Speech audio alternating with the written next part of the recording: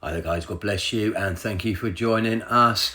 Bill Gates says revolutionary digital ID will exclude non-compliant citizens from banking, healthcare and education.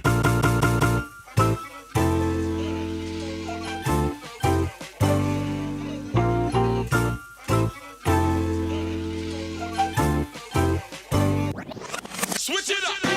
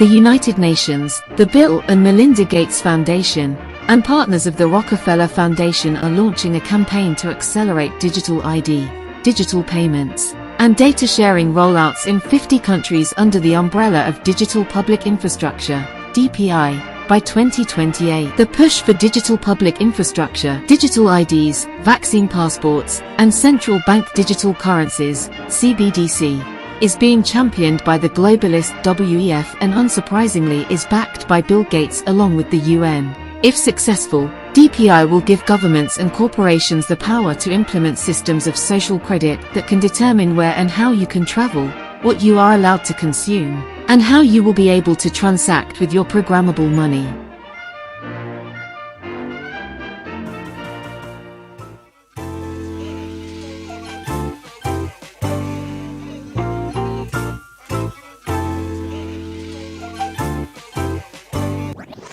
Switch it up!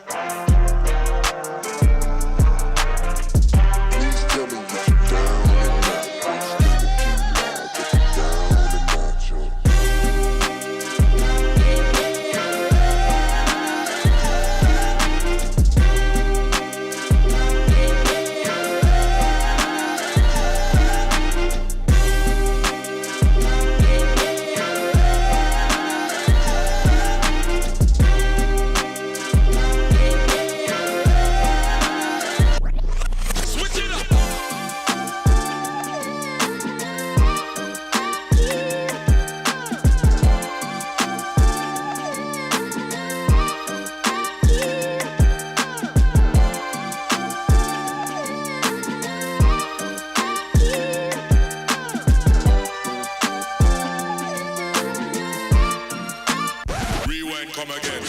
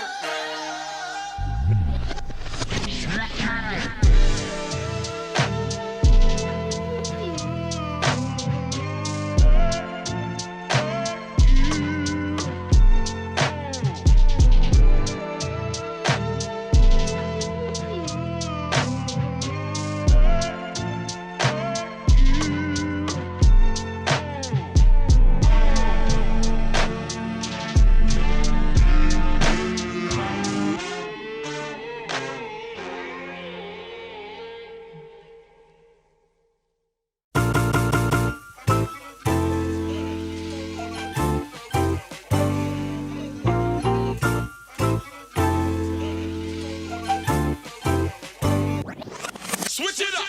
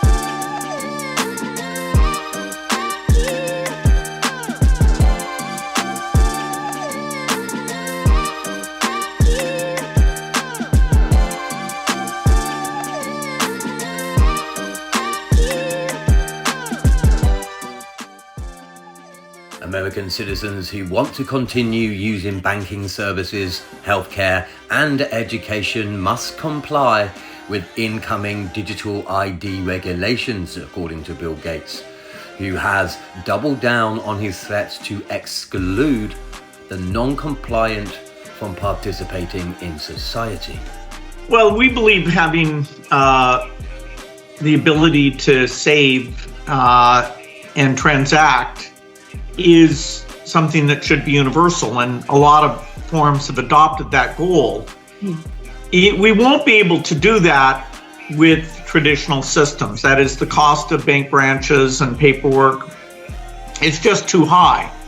But fortunately, starting with countries like Kenya, and more recently with a robust system in places like India, we see that you can have digital financial inclusion.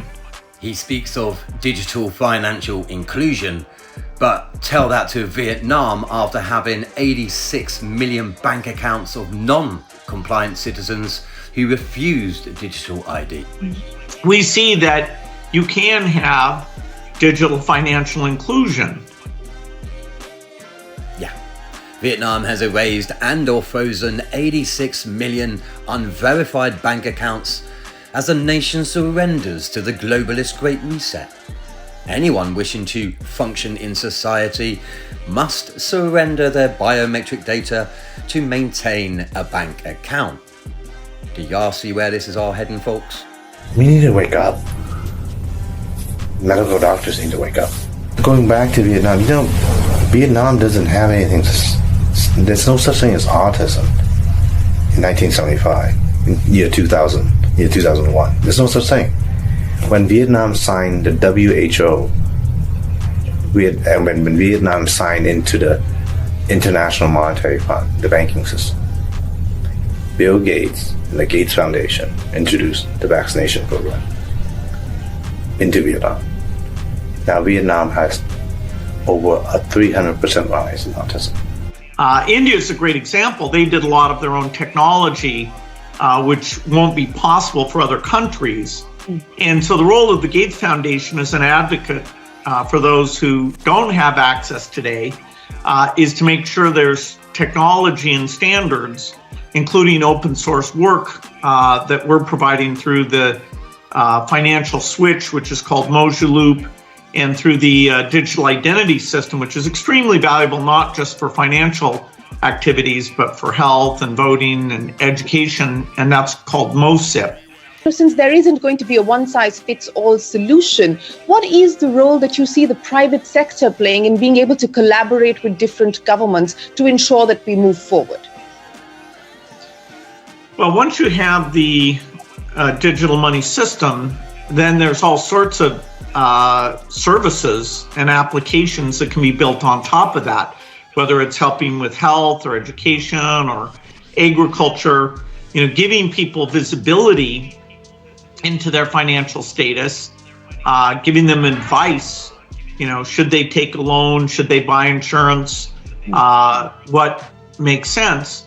The phone becomes a connection for low cost interaction with those customers that doesn't require human activity that would be beyond the means of the people we're trying to get to who don't yet have these accounts. So the digital revolution, which of course was where I worked before moving full-time to the foundation, here we're trying to make sure that the developing countries have the benefit of the digital revolution, in some cases before it gets to even some of the rich countries who have legacy systems that people are so used to that the speed that they'll transition out of them won't be as fast as, say, China or India that didn't have that history. And so it's really learning what worked in China and India and now making it easy for even smaller countries to do this, working with a lot of partners, including the World Bank, African Development Bank, many of them. So private sector will help these central banks create these systems, but moreover, the phone companies, the banks, and the entrepreneurs will build applications that use these financial capabilities. Praising digital infrastructure development in countries such as India and China, Gates declared that the United States must build similar systems with the support of governments, the Federal Reserve, international institutions, and private companies. Once established, he says, banks, telecom firms, and technology companies can build additional services on top of the digital identity framework, and non-compliant citizens will be locked out of the system. The concern is not the existence of digital IDs themselves, gonna have to disagree with that one, but the compulsory nature of them. If your bank account, medical records, education, and ability to vote are all connected to a single digital identity, access to everyday life will increasingly depend on maintaining an approved digital profile. I don't want to fight. I wasn't put on this planet to fight, but fight we must. Because otherwise they're going to bring in a digital ID, and once that's in a digital currency, we will have total surveillance over everything that we do and we say. It's pretty bad now in the UK for those of you that are watching from another country. There are over 4,000 people in prison at this moment in time for social media posts. Not even their posts, post comments that people have made on their posts. This is the time to stand up. This is the hill that we must all die on. This is our freedom that we have to fight for our children and our grandchildren and all of those that come behind us. Stand up, everybody. No digital ID. Not on my watch. Combined with other emerging technologies, including digital currencies, biometric verification, and smart city systems, digital IDs will create an unprecedented system of monitoring and control. Talk to me about the 50 and 5 plan. So the UN has partnered with Bill Gates on this, what they call digital public infrastructure. It's a very fancy term. And I think the simplest way to understand it is they're building a giant digital gulag for all of humanity. So the UN Development Program has officially launched this. It was officially launched at the end of last year, where they're going to get 50 governments, they call them countries, but really they mean governments, to impose at least some major element of this digital public infrastructure on their population within 5 years. So 2028. Passports. Digital IDs, and those are already emerging. In fact, many states are developing these. I just went through the airport yesterday. You can scan your digital ID QR code, right? So that's happening. And that's really one of the main reasons for the COVID absolutely nonsense. The architecture that was laid down is the backbone of this global control grid that they're building. So then you've got the central bank digital currencies, which are already being unveiled. Right? They've already been released. The World Economic Forum just said a few days ago 98% of the governments and central banks in the world are working on these CBDCs. Once they're fully operational, I guarantee you they're going to start waging war on cash much more openly. They'll say it's a tool for terrorists and pimps and every nasty thing, tax cheats, everything you can think of. Then you've got the payment processing systems, and you've also got, we just had the head of the World Health Organization talk about this recently, the digital health certificates, the digital vaccine passports. They're taking what the EU developed during the COVID, which, by the way, the European Commission was promoting vaccine passports in May of 2019, long before anybody ever heard of COVID or anything like that.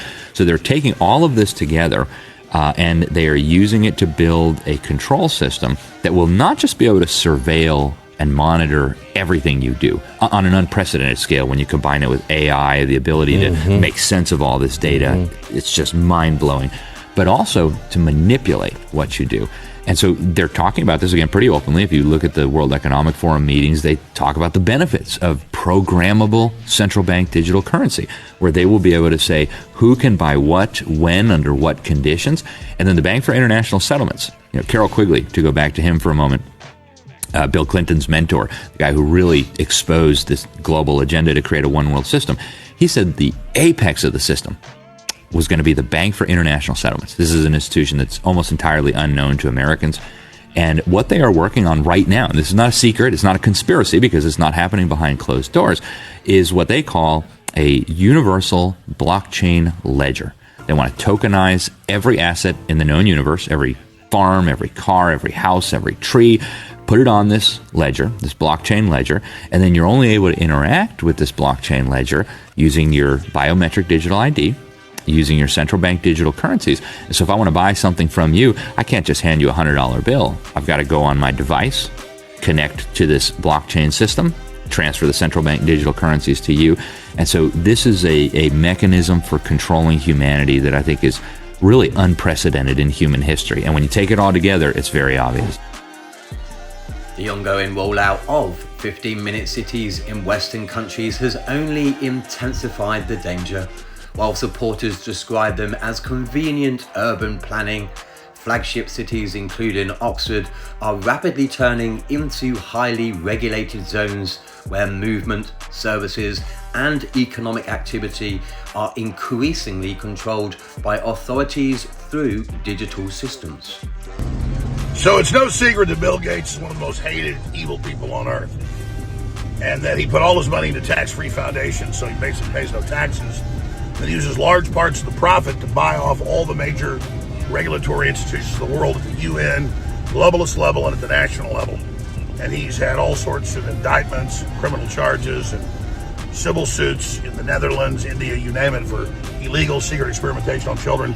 His dad headed up Planned Parenthood. His mom took over the IBM Foundation that Thomas Watson set up. He was the mastermind for Adolf Hitler and the Final Solution. Just look up the whole history of IBM and that. Well, for the last decade, he's also been focused on a world digital ID with the UN and Communist China, and it's all on record. But he just came out in an interview that I posted below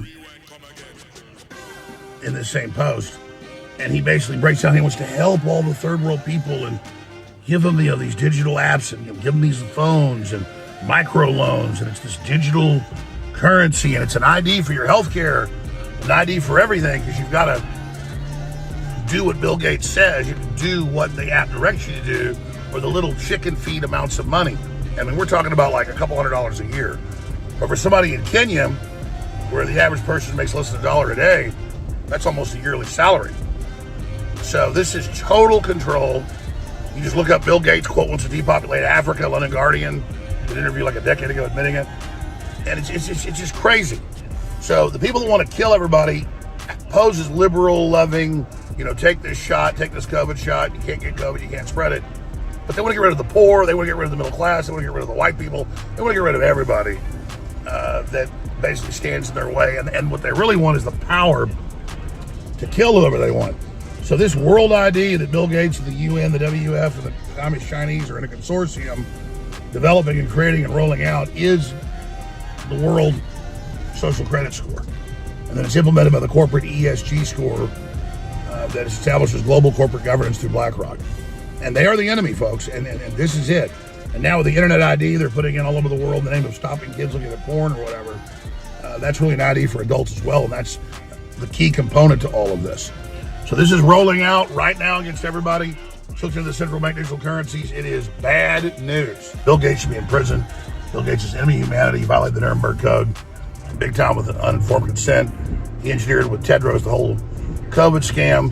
Him, Fauci, all of them are enemies of humanity and are just literal Joseph Mengele 10.0 masquerading for everyone. And they're gearing up new pandemics. They're preparing it all. They are the enemy, folks. They are the eugenicists. They're the mad scientists. They want to play God, and they shouldn't be walking around. They should be in supermax prisons. Bare minimum, so let's keep exposing these monsters before they strike us again, and let's block everything they're doing and be totally aware of it. You want to get mad at flock cameras? That's great. But on a scale of 1 to 10, a flock camera is about number 2. Bill Gates, the world ID, is at number 10. The fundamental question is one of power. A system that grants access can also deny it. A system designed for convenience will, by its nature, also become a mechanism for surveillance and exclusion. For those of you who think that digital ID sounds convenient, let me warn you what happened in India, where over 1 billion people were forced into a system like this. It became one of the largest disasters of the century. In India, the government linked people's food rations, pensions, and even hospital access to a digital ID system. The problem? Criminal networks learned how to hack and manipulate biometric data. When fingerprints didn't match, or when hackers swapped someone's identity, people were locked out of survival. Entire families were denied food. In just one state, at least 24 people starved to death after being cut off from rations. Some elderly pensioners went months with no income because their IDs were hijacked. Victims reported going to the store only to be told, "Your fingerprint doesn't match, no food for you." Others went to hospitals and were turned away because their ID had been cloned. Imagine being sick, hungry, or elderly, and a glitch or a hacker takes away your right to live. This wasn't just a glitch here or there. Organized criminal groups exploited the system, stealing benefits, rerouting funds, and selling fake identities. At one point, millions of fake accounts were uncovered, used to siphon money meant for the poor. A system sold as secure ended up creating a black market for identities where the poor suffered and criminals thrived. This is the real danger of digital ID. It's not about safety or protecting children. It's about control and exploitation. Once everything you need to live, food, money, medicine, is tied to a single ID, all it takes is an error or a criminal to cut you off. India's experiment showed us what happens.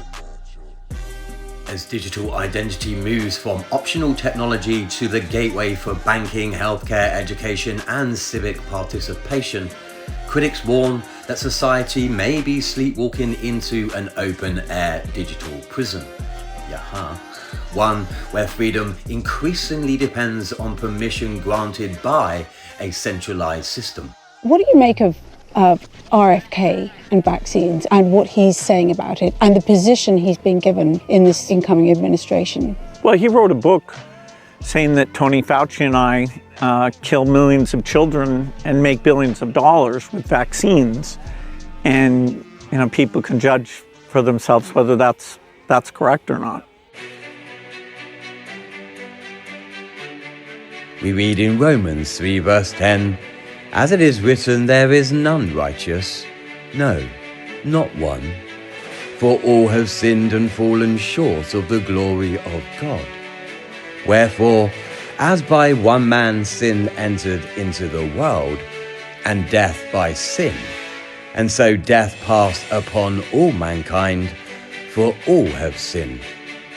For God sent not his Son into the world to condemn the world, but that the world through him might be saved. The Lord is long-suffering towards us, not willing that any should perish, but that all should come to repentance.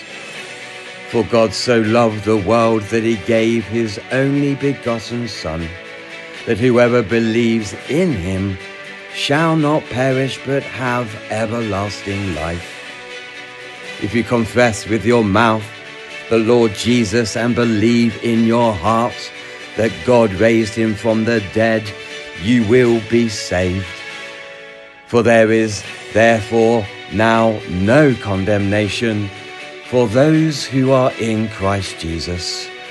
For by grace are you saved through faith, and that's not of yourselves. It is the gift of God, not of works, lest anyone should boast."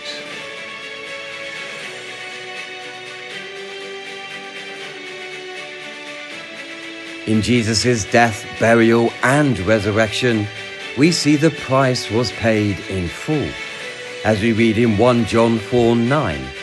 "In this the love of God was made manifest amongst us, that God sent his only Son into the world, so that we might live through him."